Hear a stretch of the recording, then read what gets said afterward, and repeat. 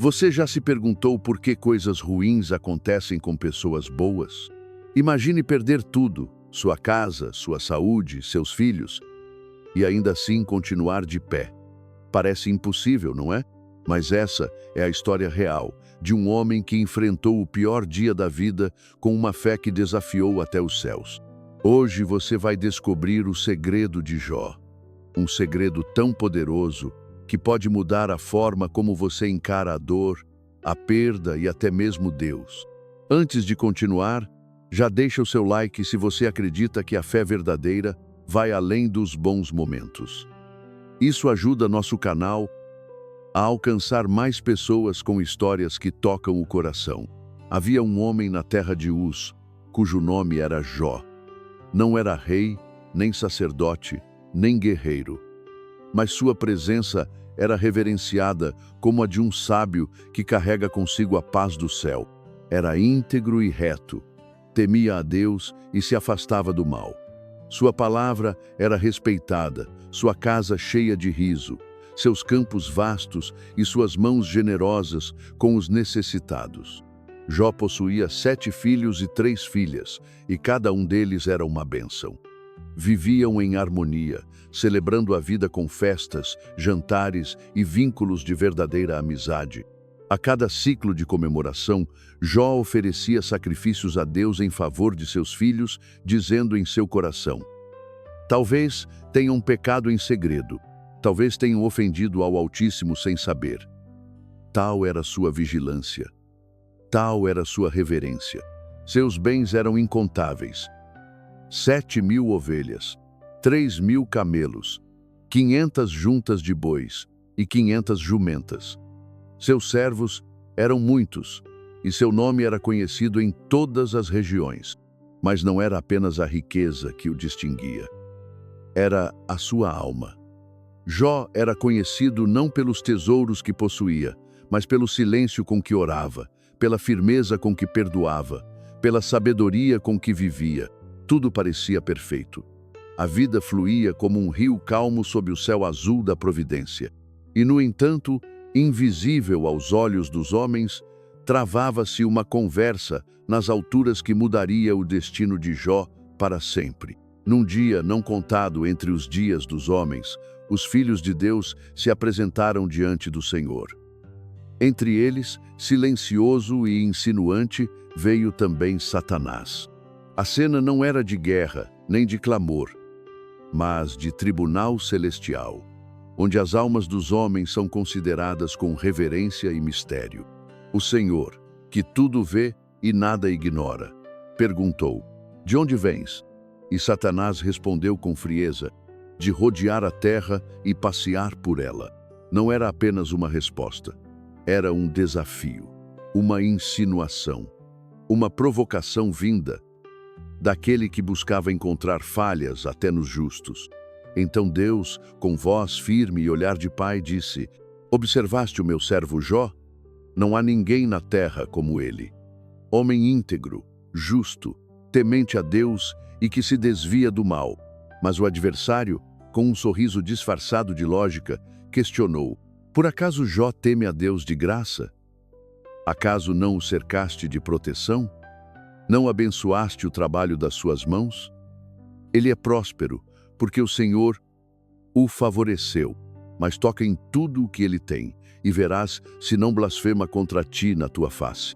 Era o som do desafio, era o sussurro da dúvida lançado contra a fé verdadeira.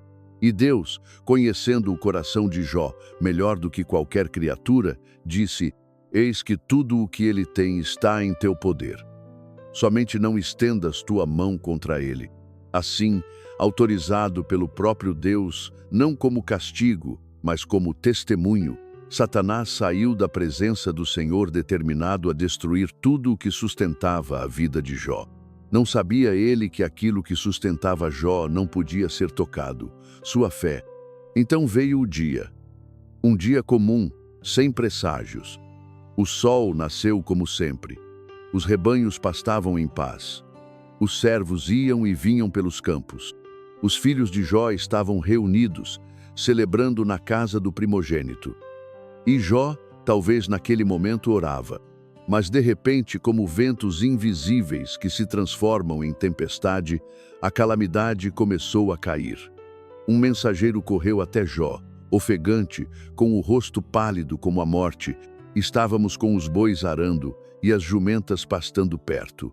De repente, os sabeus atacaram. Levaram tudo. Mataram os servos. Só eu escapei para contar. Jó mal teve tempo de absorver as palavras, quando um segundo mensageiro chegou. Desesperado, fogo caiu do céu. Consumiu as ovelhas. Queimou os servos. Só eu escapei para contar. Antes que o segundo terminasse, um terceiro mensageiro apareceu. Os caldeus formaram 3 bandos. Atacaram os camelos, mataram os homens. Só eu escapei. E então, como se houvesse ainda espaço para mais dor, um quarto mensageiro se aproximou. Suas palavras não foram gritadas, mas sussurradas, como se tentassem negar o horror. Teus filhos e filhas estavam juntos, banqueteando-se. Um vento forte veio do deserto, atingiu os 4 cantos da casa. Ela desabou. Todos morreram. Não havia mais nada.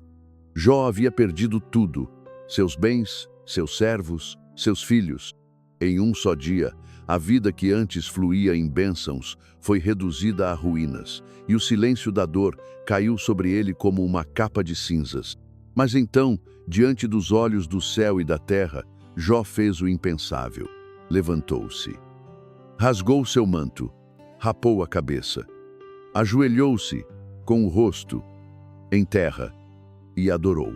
E disse: Nu saí do ventre de minha mãe, e nu tornarei para lá. O Senhor deu, o Senhor tirou. Bendito seja o nome do Senhor. E em tudo isso, Jó não pecou, não murmurou, não blasfemou. Seu coração estava despedaçado, mas sua fé permanecia em pé como uma rocha no meio da tormenta. O céu permanecia calado, como se os anjos observassem em reverência o sofrimento de um homem que não amaldiçoou seu Deus mesmo ao perder tudo. Mas aquele que havia desafiado a fé de Jó ainda não estava satisfeito. Como um predador que ronda a presa ferida, Satanás voltou à presença do Altíssimo. De onde vens? Perguntou o Senhor. Com voz tranquila, mas cheia de autoridade. De rodear a terra e passear por ela, respondeu Satanás, como da primeira vez, tentando esconder sua intenção por trás de palavras comuns. Então Deus, apontando para seu servo ferido, mas não derrotado, disse: Observaste o meu servo Jó? Ele ainda mantém sua integridade, embora me incitasses contra ele para o destruir sem motivo. Mas o adversário, astuto e implacável, respondeu: Pele por pele. Tudo o que o homem tem, ele dará por sua vida. Toca, pois, em seus ossos e em sua carne, e verás se ele não blasfema contra ti em tua face. Deus conhecia a alma de Jó, seu íntimo mais profundo. Por isso, permitiu que Satanás o tocasse mais uma vez. Eis que ele está em teu poder. Somente preserva-lhe a vida. E assim, como um vento escuro que atravessa a alma, a nova prova veio.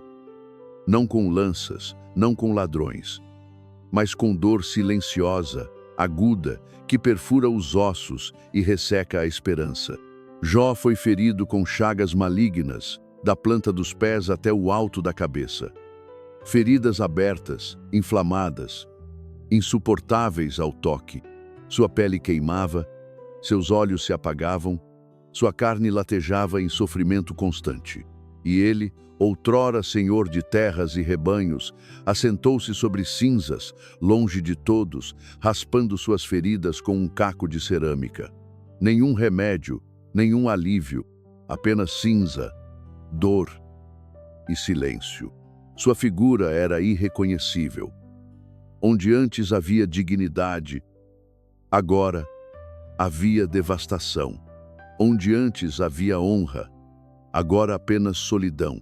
Foi então que sua esposa, dilacerada pela perda dos filhos e assombrada pela decadência do homem que ela amava, aproximou-se dele com olhos fundos de desespero.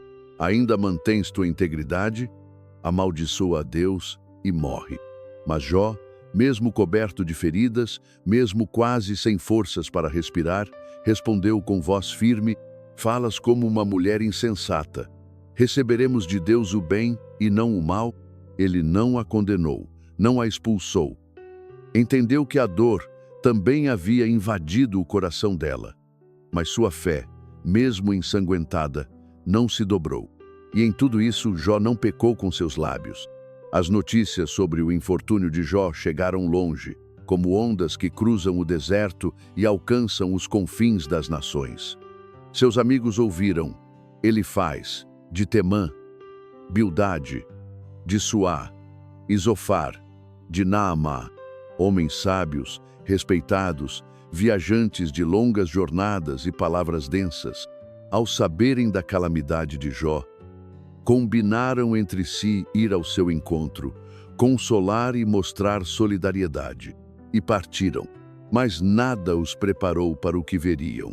Ao se aproximarem da região onde Jó se escondia, viram ao longe uma figura encurvada, coberta de feridas, sentado sobre cinzas, rodeado por silêncio e moscas.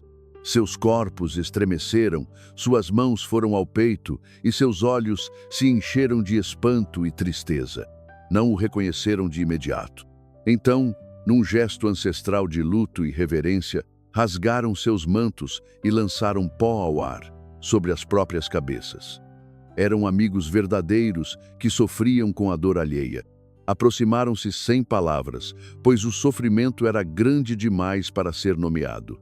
Sentaram-se com ele no chão, não numa cadeira, não num banco no pó, ao lado da dor, e ficaram ali 7 dias e 7 noites, sem dizer uma palavra, porque viam que a dor de Jó era imensa demais. 7 dias em silêncio. Em tempos antigos, o número 7 representava plenitude. Era como se o silêncio fosse o único idioma capaz de traduzir a intensidade da tragédia. Não se atreveram a dar conselhos. Não se apressaram em interpretar. Não julgaram ainda. Apenas ficaram, olharam, sofreram juntos. A presença deles era, por si só, um ato de reverência à profundidade da dor humana. Mas o silêncio não duraria para sempre. Na alma de Jó, algo fervilhava. A dor física era constante, mas era a dor da alma que o consumia. A injustiça do que acontecera, o vazio da perda, o silêncio de Deus. E então, no 8º dia, com a garganta seca e o espírito em brasas, Jó falou: não a Deus, não aos amigos, mas ao tempo, à existência, ao destino: pereça o dia em que nasci. Suas palavras eram um lamento profundo, um grito que rompeu o véu do silêncio. Jó não amaldiçoou a Deus, mas amaldiçoou sua própria existência. Desejou nunca ter nascido, ou ter morrido ao nascer. Por que me tiraste do ventre, Senhor? Para que ver a luz? Apenas para me cobrires de trevas. Seus amigos escutaram. Seu choro era mais fundo que palavras. Era o peso de uma alma humana enfrentando o abismo. E então eles falaram: mas essa será outra parte da história. Depois de 7 dias e 7 noites de silêncio, a dor encontrou sua voz. E essa voz era a de Jó, ferida e rouca, que amaldiçoou o próprio dia de nascimento. Não amaldiçoou a Deus jamais, mas amaldiçoou a existência. Seu lamento era como o som de uma harpa quebrada em meio a um templo vazio. Por que nasci?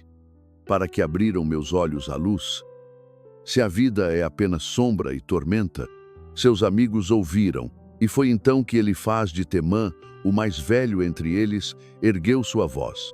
Ele era conhecido por sua sabedoria e ponderação, e falou com um tom sereno, mas carregado de autoridade: Jó, tu instruías a muitos, tu fortalecias os braços fracos e amparavas os que caíam.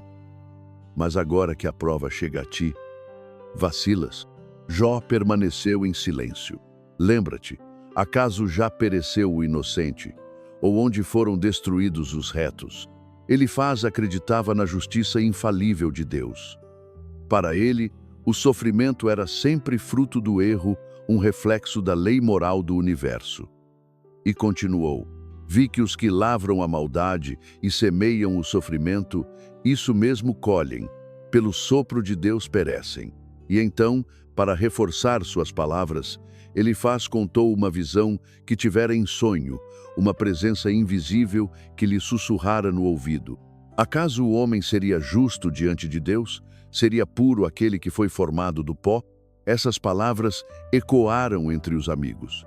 Eram convincentes, eram lógicas, mas para Jó, ferido e abandonado, soaram como lanças no peito. Elifaz tentou consolar, mas o que ofereceu não foi consolo, foi doutrina. Falou ainda sobre a correção divina. Bem-aventurado é o homem a quem Deus corrige. Não desprezes a disciplina do Todo-Poderoso. E concluiu com promessas: se te voltares para ele, serás restaurado. Deus te livrará da angústia.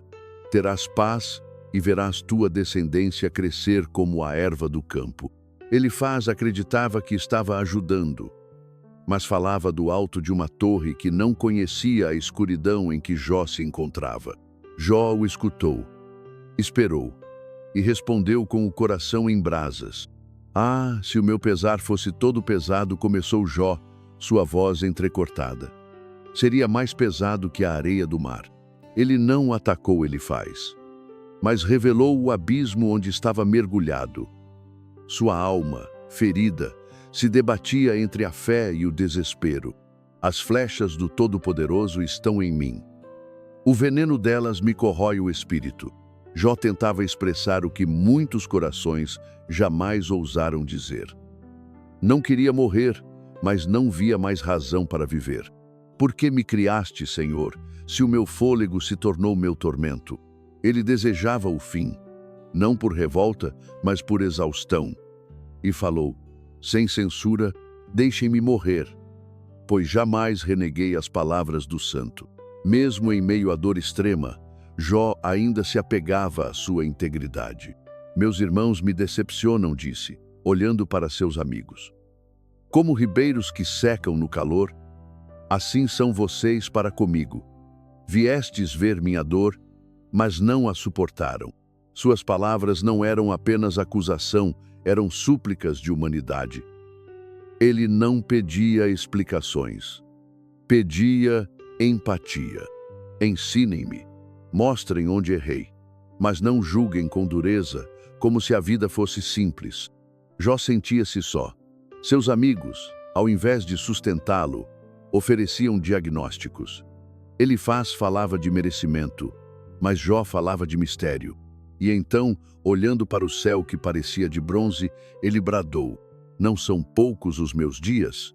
Deixai-me em paz, para que eu tenha um instante de alívio, antes que eu vá à terra das trevas e da sombra da morte. Era um clamor de quem não compreendia mais os caminhos do seu Deus. Mas ainda o buscava. Ainda falava com ele. Seus amigos escutaram em silêncio. Mas dentro deles, as doutrinas pesavam mais que a compaixão. Logo viria o segundo a falar. Mas naquele momento, a alma de Jó permanecia nua diante do Altíssimo, clamando, sofrendo, mas não negando. E o céu, por enquanto, ainda permanecia em silêncio.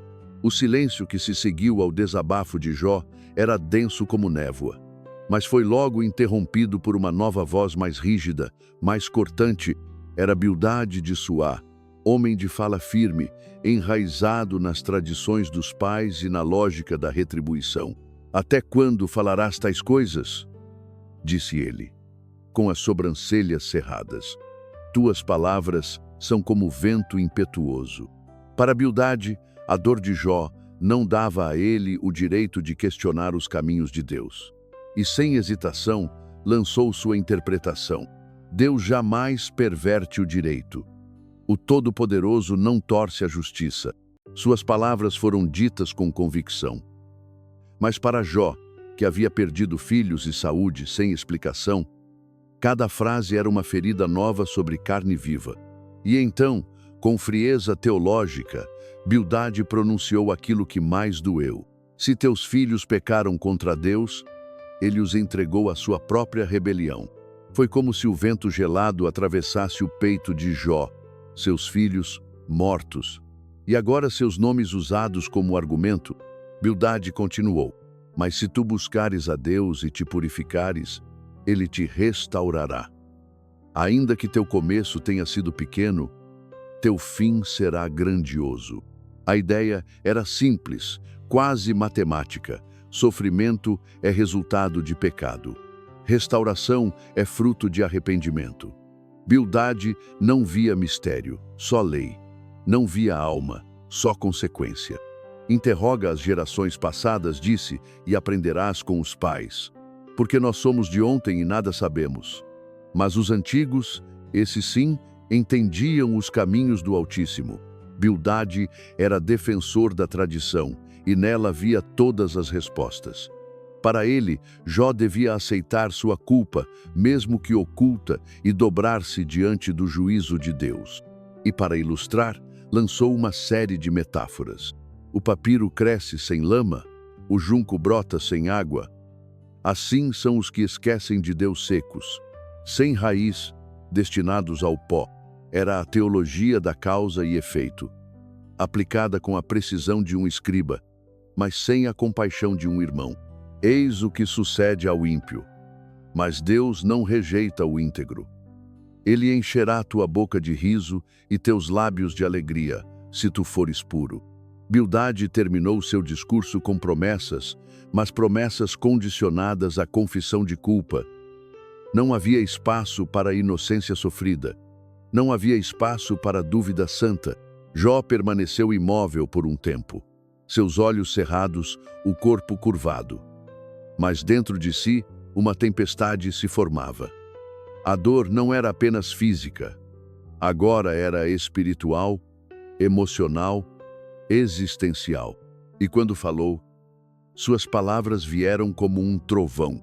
Em verdade, sei que é assim, começou Jó, com voz amarga. Mas como pode o homem ser justo diante de Deus? Ele não negou a grandeza divina. Ao contrário, reconheceu que o Altíssimo era poderoso, incompreensível, inalcançável. Ele remove montanhas sem que percebam. Ele abala a terra. Ele ordena ao sol e ele não brilha.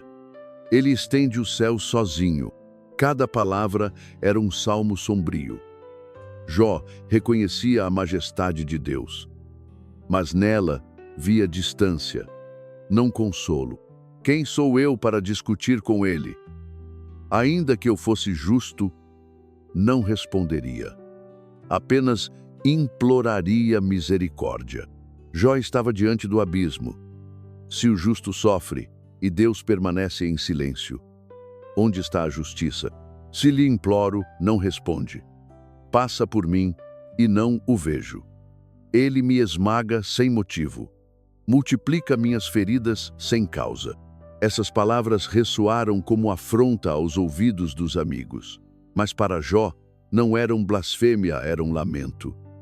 Ele não odiava a Deus. Estava perdido em meio ao nevoeiro. Se é questão de força, ele é forte. Se é de justiça, quem lhe fará frente? Jó não acusava, questionava. E ao fazê-lo, rasgava o véu do medo religioso, indo onde poucos ousaram. Na fronteira entre fé e desespero, os ímpios vivem em paz. Suas casas estão seguras. Seus filhos prosperam. E eu estou entre as cinzas. E então, com lágrimas e ira, clamou: eu sou inocente. Por que, então, fui feito alvo de tuas flechas? As palavras de Jó, ainda que feridas, vinham de um coração que se recusava a mentir. Ele não encenaria culpa que não existia. Preferia morrer em dúvida do que viver em hipocrisia. E foi nesse momento que Zofar de Naamá se levantou. Ele era o mais jovem e o mais impaciente dos três. Sua voz era dura e seu olhar severo. Muitas palavras. E ninguém vai responder? Tua tagarelice fará calar os homens? Zofar não via sofrimento, só arrogância. Não via clamor, só insolência. Dizes, sou puro aos olhos de Deus.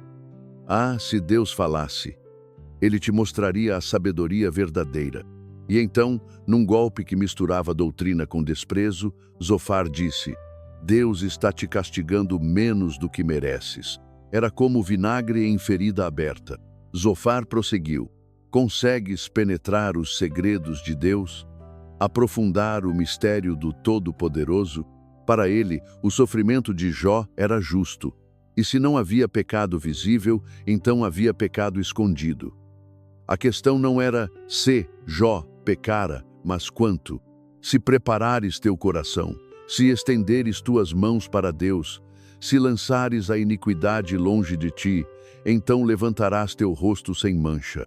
Zofar falava como um juiz, prometia alívio, mas somente se Jó se humilhasse. Só havia um caminho, em sua visão: confissão, arrependimento, restauração. Os olhos dos ímpios falharão, concluiu, e não escaparão. Sua esperança será entregar o espírito. E então Zofar se calou. As palavras pairaram no ar, cortantes, indigestas. Jó agora estava diante não apenas da dor, mas da acusação. Amigos que vieram consolar agora lançavam peso sobre seus ombros. Mas Jó, mesmo ferido, não se calaria. O silêncio que seguiu as palavras de Zofar era espesso como poeira sobre ruínas. Jó permanecia curvado, não de culpa, mas de peso. Suas mãos calejadas, agora feridas e fracas, tremiam, seus olhos ardiam, secos de tantas lágrimas já vertidas. Mas sua voz se ergueu, não contra os amigos, mas contra o céu. Oh Deus, quem sou eu para discutir contigo? E então, com a lucidez dolorosa de um justo ferido, Jó clamou com palavras jamais antes ouvidas na boca de um homem. Sei que não posso ser justo diante de ti. Ainda que eu argumente, não tenho como vencer. Ainda que eu me lave com neve e purifique minhas mãos com sabão, tu me mergulharás no lodo, e até minhas roupas me desprezariam. Ele não negava a santidade de Deus, mas via nela uma distância insuperável. Tu és mais forte do que eu. Como então posso responder-te? Jó não ousava acusar, mas se angustiava com a ausência de explicações. Ele olhava para as montanhas e via o Criador. Olhava para o céu estrelado e via o autor do cosmos. Mas ao olhar para seu próprio corpo ferido, para seus filhos mortos, para sua alma despedaçada, via apenas o mistério. Ele não é homem como eu, para que eu possa dizer-lhe: venha, conversemos. Não há entre nós um árbitro, um mediador que ponha a mão sobre nós dois. Era o grito do homem que sente Deus grande demais, distante demais, perfeito demais, inacessível. Mas mesmo nesse abismo de percepção, Jó não perdeu a fé. Ele clamava ao próprio Deus, não o abandonava, não o substituía, não o ignorava. Mesmo sem entender, continuava buscando. Lembra-te de que me formaste como barro, e agora queres tornar-me ao pó? Era uma lembrança do pó da criação. Um homem apelando ao seu Criador, dizendo: tu me moldaste com amor, e agora me deixas quebrar? E então ele vai além. Não me vazaste como leite, não me coalhaste como queijo, vestiste-me de pele e carne, entreteceste-me de ossos e tendões, concedeste-me vida e graça. Jó lembrava com ternura de sua origem, não apenas biológica, mas espiritual. Reconhecia que sua vida fora um dom, mas escondeste no coração algo contra mim, e sei que este é teu propósito: vigiares meus pecados. Sua alma vacilava entre o louvor e o lamento, entre a memória da graça e a dor da ausência. Era como se dissesse: se eu pequei, destrói-me com justiça. Mas se não pequei, por que me esmagas como um inimigo? Essa era a crise do justo. Não a perda dos bens, mas a perda de sentido. Jó não desejava riquezas de volta. Ele desejava ser ouvido, ser compreendido, ser lembrado. A madrugada parecia eterna. O céu, sem estrelas. A brisa noturna não aliviava as chagas. E Jó, sentado entre as cinzas, com as mãos sobre os joelhos, ergueu novamente sua voz. Mas agora, não mais a seus amigos, não aos céus em abstração, mas diretamente a Deus. Minha alma está farta da vida, disse ele, quase num sussurro. Deixai-me. Quero falar com amargura. A oração de Jó não era tranquila, nem cerimonial. Era um grito cru, humano, íntimo. Era o tipo de prece que nasce não dos lábios, mas das entranhas. Diga-me, ó Deus, por que me condenas? Que proveito tiras em me oprimir? Era uma pergunta que soava audaciosa, mas não era de rebelião. Era de um filho tentando entender o silêncio do pai. É bom para ti oprimir, rejeitar a obra das tuas mãos e favorecer os desígnios dos ímpios? Jó comparava sua vida com a dos maus. Eles prosperavam, seus filhos viviam, suas casas estavam de pé. Mas ele, que orava por seus filhos, que jejuava, que temia, agora estava quebrado, tem olhos de carne, como os nossos, ó Senhor. Ou vês como o homem vê. Era como se Jó dissesse: Tu és eterno, imenso, glorioso, mas consegues sentir minha dor? Então Jó voltou ao pó de onde viera. Lembra-te que me fizeste como barro. Tornarás tu a me reduzir ao pó? A imagem era poderosa. O oleiro que amassa o barro modela com paciência e depois desfaz sua obra. Mas Jó não estava se rebelando, estava pedindo sentido. Tu me moldaste com as tuas próprias mãos, fizeste-me crescer, e agora me destróis. Havia em suas palavras um amor ferido, um vínculo desfeito. Jó não queria um milagre, queria resposta. Sei que não sou isento de culpa, disse. Mas por que me trouxeste à vida? Se sabias que meu fim seria assim. Era como se sua alma gritasse: se o Senhor já sabia o final da história, por que escrevê-la? Jó não amaldiçoava. Ele lamentava com profundidade, e havia beleza, ainda que trágica, nesse lamento. Se pequei, por que não perdoas minha transgressão? Por que não tiras de sobre mim o fardo? Era mais do que teologia, era mais do que teimosia, era sede de sentido. Era um homem sem chão, segurando-se nas palavras que um dia o sustentaram.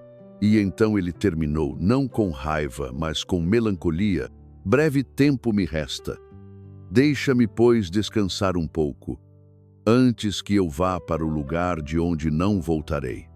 Terra de escuridão e sombras, onde reina a noite sem ordem, e a luz é como trevas. A oração de Jó encerra-se com um silêncio profundo. Não porque terminou, mas porque não há mais palavras. Porque depois de falar tudo, o homem espera. Espera por uma resposta, por um consolo, por Deus. Após o clamor de Jó, o silêncio entre os amigos se tornou mais denso que poeira sobre pedra. O sofrimento havia falado, não com queixas vazias, mas com a força de quem ama e ainda assim se sente abandonado. Mas mesmo diante da sinceridade rasgada de Jó, os amigos ainda estavam presos à rigidez da teologia que não admite mistério. E mais uma vez, Elifaz de Temã ergueu sua voz, mas agora com menos compaixão e mais censura. Jó, você julga que suas palavras podem mudar a ordem do céu? Que seus gritos calam a justiça? Seu tom era grave, como o de um juiz cansado. Você diz que é puro, mas suas palavras revelam o contrário. O temor de Deus, que antes habitava em ti, parece ter se esvaziado. Que proveito há em acusar o Eterno, se não aceitas sequer a possibilidade de tua própria culpa? Jó ouviu, mas não respondeu imediatamente. Seus olhos olhavam para o horizonte, como quem espera que o céu se abra. Não por milagre, mas por misericórdia. Elifaz continuou: acaso o homem pode ser útil a Deus? Pode o Todo-Poderoso lucrar com tua justiça? Era como se dissesse: Você é pequeno demais para exigir explicações. Deus não te deve nada. Você diz que é inocente. Mas não vê que a escuridão em que está pode ser o reflexo de sua própria sombra. Ele falava como quem carrega uma balança na mão e mede o mundo com pesos antigos. Se você preparar seu coração, Jó, e afastar de si a maldade, Deus o levantará novamente. As palavras de Elifaz vinham como promessas, mas promessas com condições. Promessas que soavam como exigências. Como se a dor de Jó só tivesse validade se confessasse um pecado que ele não conhecia.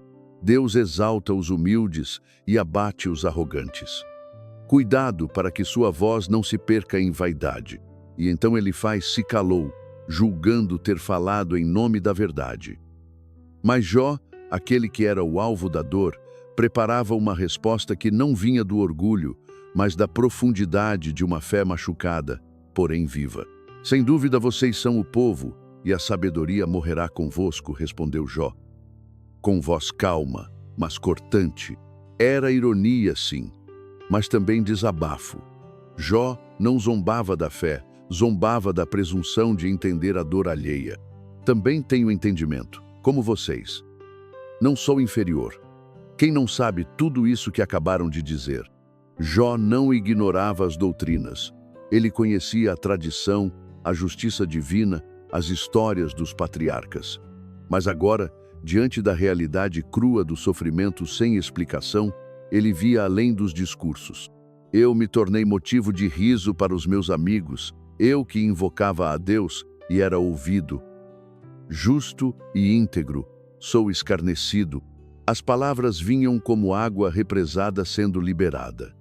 Jó falava não apenas por si, mas por todos os que um dia sofreram sem explicação e foram julgados por isso.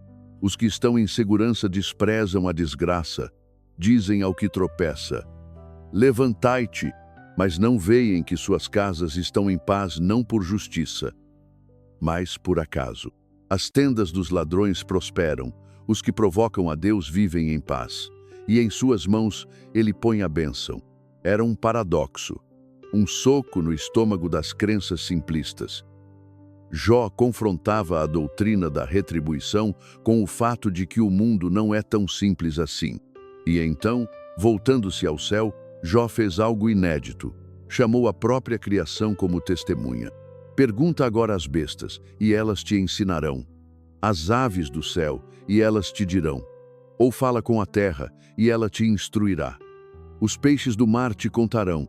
Era como se dissesse: a natureza entende o que vocês não veem, que há dor sem culpa, que há ciclos sem sentido humano, que há silêncio até mesmo entre as criaturas de Deus. Quem não sabe que tudo isso vem da mão do Senhor? Jó reconhecia que tudo estava sob o controle do Criador, mas mesmo assim não compreendia por que o justo sofria. Em sua mão está a alma de tudo que vive e o espírito de toda a carne humana. E então, como quem interroga a própria fé, Jó prosseguiu: com os anciãos está a sabedoria, com os de idade o entendimento? Sim, com Deus está a sabedoria e a força. A ele pertencem o conselho e o entendimento. Mas se Deus derruba, quem pode levantar? Se fecha algo, quem pode abrir? Jó não negava o poder de Deus, mas esse poder agora o assustava. Eis que ele destrói, e não se pode reconstruir. Fecha o homem na prisão, e ninguém o liberta. Se retém as águas, elas secam. Se as solta, devastam a terra. Era a visão de um Deus absoluto, imenso, e que por alguma razão não o respondia. Ele confunde os sábios e faz os juízes andar sem rumo. Solta os cintos dos reis, leva os príncipes ao cativeiro. Faz os líderes errar em desertos sem caminho. Jó descrevia um Deus que age para além da lógica humana, que dá e tira, exalta e abate, cala e fulmina. E nessa imensidão, onde está o homem? Ele despoja os entendidos de sua sabedoria e tira o discernimento dos velhos. Jó agora via que nem a idade, nem a experiência, nem os discursos longos davam conta do mistério que é viver diante de um Deus que não se explica, mas se revela quando quer. E então, exausto, Jó calou. Não por derrota, mas por reverência. Pois sabia que a resposta que ele procurava não viria dos homens. Ainda não sabia, mas o vento já começava a soprar. E no horizonte, o redemoinho da revelação já se formava. Jó estava diante de 3 amigos que não o compreendiam. Estava diante de uma dor que não cessava. E diante de um Deus que ainda não havia respondido. Mas algo dentro dele se mantinha vivo. A coragem de falar. Não para os homens, mas para o próprio Criador. Ele respirou fundo, e sua voz, ainda que rouca, soou clara. Eis que os meus olhos viram tudo isso. Os meus ouvidos ouviram e entenderam. O que vocês sabem, eu também sei. Não sou inferior a vocês. Era a resposta definitiva aos discursos de Elifaz, Bildade e Zofar. Mas Jó não estava interessado em vencer debates. Ele queria ser ouvido por Deus. Contudo, eu falaria com o Todo-Poderoso. Desejo defender-me diante de Deus. Era uma petição, um pedido de audiência com o Supremo Juiz. Uma convocação ao Tribunal Celestial, não como réu, mas como homem em busca de justiça. Vocês, porém, são forjadores de mentiras. Todos vocês são médicos inúteis. Oxalá calassem por completo, isso seria sabedoria. Jó os acusava de aplicarem fórmulas prontas a um sofrimento que era único. Chamava-os de curandeiros de palavras, mas incapazes de curar feridas reais. Vocês falarão iniquidade em nome de Deus? Defenderão o Todo-Poderoso com mentiras? A crítica de Jó era profunda. Defender Deus não exige calar a dor alheia. Pelo contrário, negar a realidade do sofrimento justo é macular a justiça divina. E então, como quem se despe da armadura da religião e se apresenta nu, Jó se dirigiu ao céu. Senhor, concede-me 2 coisas. Não retires a tua mão de sobre mim e não me espantes com o teu terror. Jó reconhecia o poder de Deus, mas suplicava que a majestade divina não esmagasse a frágil criatura que ousava falar. Chama-me, e eu responderei. Ou deixa-me falar, e tu me responderás. Era mais que súplica, era uma oração feita com o coração exposto. Jó não exigia respostas, ele pedia encontro. Quantas culpas e pecados tenho eu? Faze-me conhecer a minha transgressão e o meu pecado.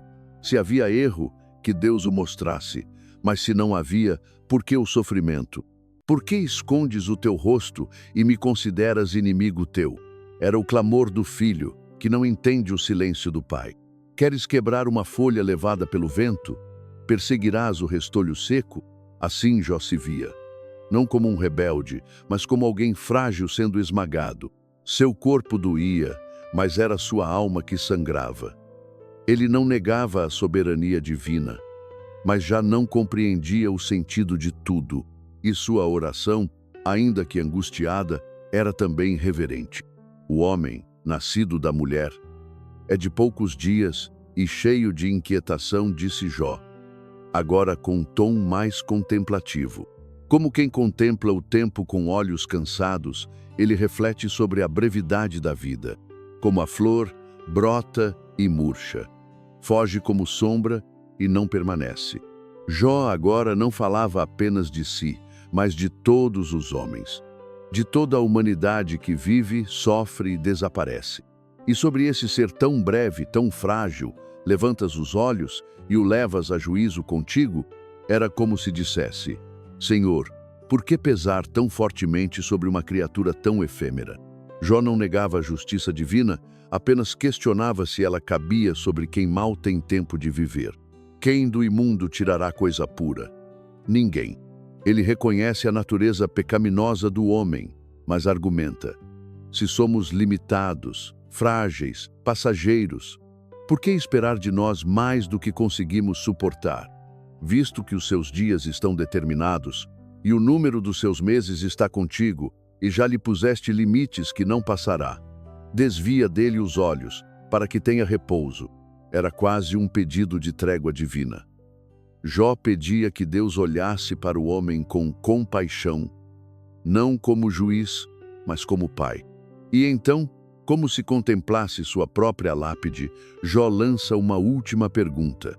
Se o homem morre, tornará a viver? Era a grande pergunta. O clamor de todos os que olham para o túmulo e desejam esperança.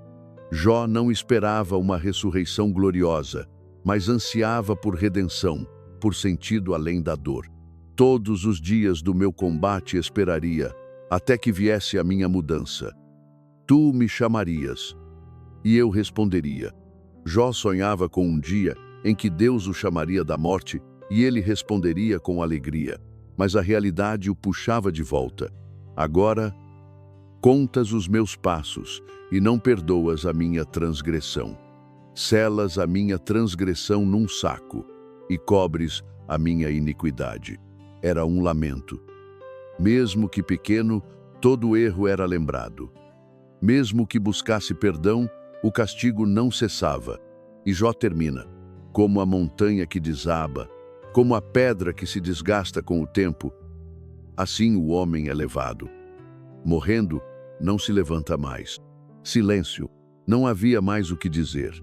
Jó tinha entregue tudo, sua dor, sua alma, sua teologia, sua esperança. Estava nu diante de Deus e do mundo, e embora o céu ainda não tivesse respondido, o redemoinho se formava. A terra se preparava. O tempo da voz divina se aproximava. Ao terminar esta jornada com Jó, talvez você também se sinta em silêncio. Um silêncio que não é vazio, mas cheio de perguntas, cheio de peso, cheio de humanidade. Jó não encontrou todas as respostas.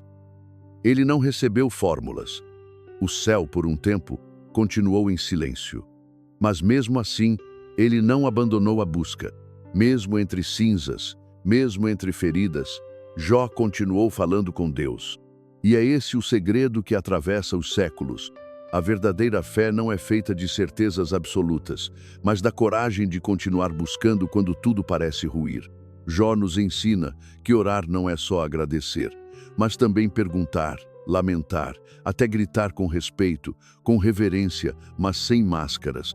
E nos mostra que Deus não se ofende com nossa dor sincera, Ele a recolhe, Ele a escuta.